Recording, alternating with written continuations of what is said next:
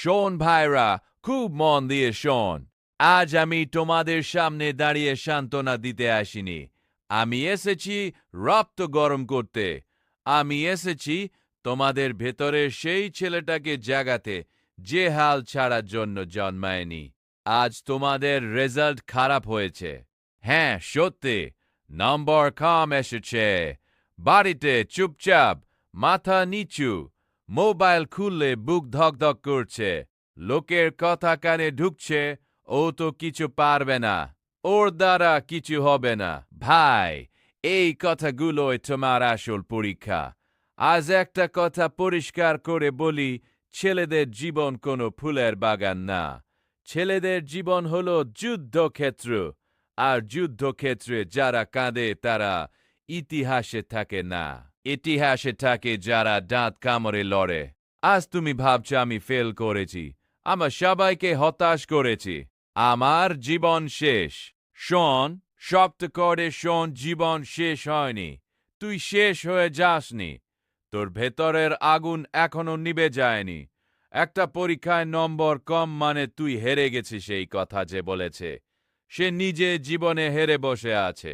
ভাই, আজ তোর বুকের ভেতর যে যন্ত্রণা, এই যন্ত্রণা সাধারণ মানুষের হয় না।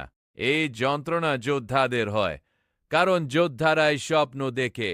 আজ যারা হাসছে, ঠাট্টা করছে, ওরা নিরাপদ জায়গায় বসে কথা বলছে। ওরা কখনো বড় কিছু করতে নামেনি। যে ছেলেটা বড় কিছু করতে চায়, সে একবার না একবার মুখ থুবড়ে পড়বে।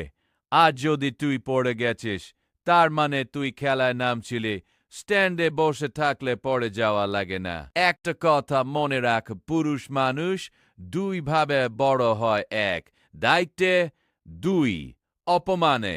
আজ তোর অপমান হয়েছে।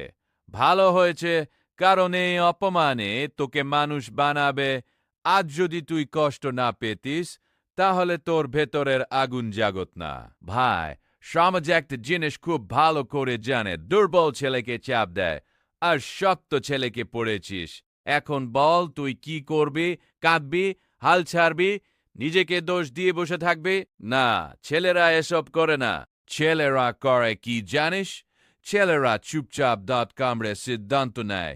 আজ থেকে তোর মাথার ভেতর একটাই কথা ঘুরবে: আমি এখনো শেষ হয়নি। ভাই, দশম পরীক্ষার রেজাল্ট কোনো ছেলের ভবিষ্যৎ ঠিক করে না। ভবিষ্যৎ ঠিক করে তুই কতটা জেদ ধরতে পারিস, তুই কতটা কষ্ট সহ্য করতে পারিস, তুই কতটা চুপচাপ পরিশ্রম করতে পারিস। আজ যারা টপার হয়েছে, তাদের অনেকেই সামনে গিয়ে থেমে যাবে। আর আজ যারা চুপচাপ কষ্ট পাচ্ছে, তাদের মধ্য থেকে আসল দানব তৈরি হয়। পুরুষ মানুষ যখন ভেঙে পড়ে, তখনই সে নিজের আসল রূপ খুঁজে পায়। আজ তোর সামনে দুইটা রাস্তা: এক, আগের মতোই থাকা, লোকের কথা ভেঙে পড়া, নিজেকে ছোট ভাবা, আর সারা জীবন আফসোস করা; দুই, আরেকটা রাস্তা যেটা কম লোক নেয়, কিন্তু যারা নেয় তারা ইতিহাস বানায়। সেই রাস্তা কি জানিস? নিজেকে বদলানোর রাস্তা। আজ থেকে তুই আর অভিযোগ করবি না। আজ থেকে তুই বলবি, আমি দায়িত্ব নিচ্ছি, আমি পরিশ্রম করব, আমি কাউকে দোষ দেব না। ছেলেদের জীবন তখনই বদলায় যখন সে নিজের জন্য দায়িত্ব নিতে শেখে। যে ছেলে লড়তে জানে, তার জন্য কোনো দরজা চিরকাল বন্ধ থাকে না। আজ রাতে ঘুমানোর আগে আয়নায় তাকিয়ে বল, তুই হেরে যাসনি, তুই এখনো লড়াইয়ে আছিস। যেদিন তুই কাঁদছিস, সেদিন সবাই বলবে, আমি ওকে চিনতাম। এই দুনিয়া এমনই। তাই এখন তোর কাজ চুপচাপ নিজের ওপর কাজ করা।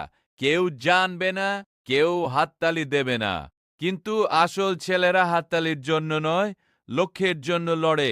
হীরাকে চকচকে করতে হাজারবার আঘাত লাগে। আজ তুই আঘাত খেয়েছিস, ভালো, কারণ তুই হীরা হওয়ার পথে আছিস। রেজাল্ট দেখে থামিস না, লোকের কথায় ভাঙিস না, নিজের ওপর বিশ্বাস হারাস না। যে ছেলে একবার নিজেকে বিশ্বাস করতে শেখে, তাকে আর কেউ থামাতে পারে না। এখন বুক সোজা করো, চোখে আগুন আন, আর মনে মনে বল, আমি ফিরব। আর যখন ফিরব, তখন কেউ আমাকে আটকাতে পারবে না। এই লড়াইটা তোর, এই গল্পটা তোর, শেষটা তুই নিজেই লিখবি। এগিয়ে চল ভাই, ছেলেরা হাল ছাড়ে না